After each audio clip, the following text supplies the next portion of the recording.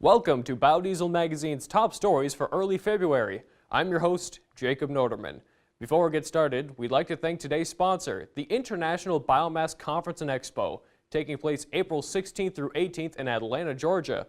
Now in its 11th year, the dynamic event unites industry professionals from all sectors of the world's interconnected biomass utilization industries, including bio-based power, thermal energy, fuels, pellets, and chemicals.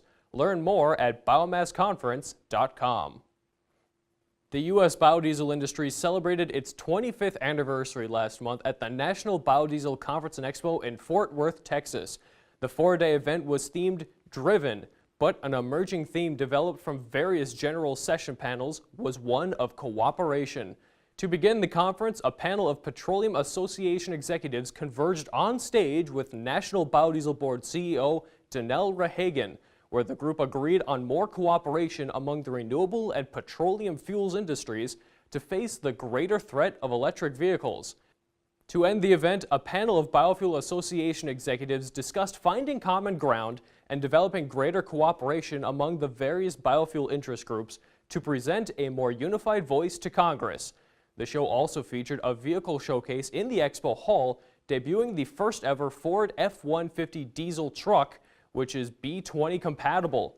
Several awards were also presented during the conference, including a Pioneer Award given to Stefan Sensky, former American Soybean Association CEO and current Deputy Secretary at USDA. The U.S. biodiesel market was burdened with many challenges last year, but still managed to pull off the second largest year in a quarter century of existence. According to U.S. EPA data, the 2017 U.S. market for biodiesel exceeded 2.6 billion gallons, down from 2.9 billion gallons in 2016. Domestic production in 2017 topped 1.8 billion gallons, down slightly from 1.9 billion gallons the previous year.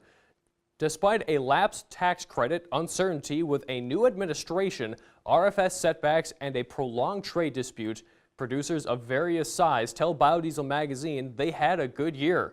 Oregon-based biodiesel producer Sequential saw record production in 2017.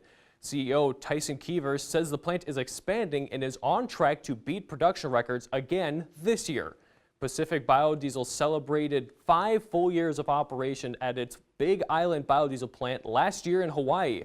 The company completed several upgrades last year at the plant, and for the first time, the facility produced more biodiesel than its annual nameplate capacity of 5.5 million gallons. Randy Howard, the interim president and CEO of Renewable Energy Group, the largest biodiesel producer in North America, tells Biodiesel Magazine that his company's 11 U.S.-based biorefineries broke 120 weekly, monthly, and annual production records last year. Europe will be forced to lower its anti-dumping duties on Indonesian biodiesel after a World Trade Organization panel report issued in January indicated that the tariffs must conform to the 1994 General Agreements on Tariffs and Trade. A similar ruling was made last year on Europe's anti-dumping duties on Argentina, resulting in a significant reduction in tariffs and an influx of 600,000 tons of Argentine biodiesel into Europe since September.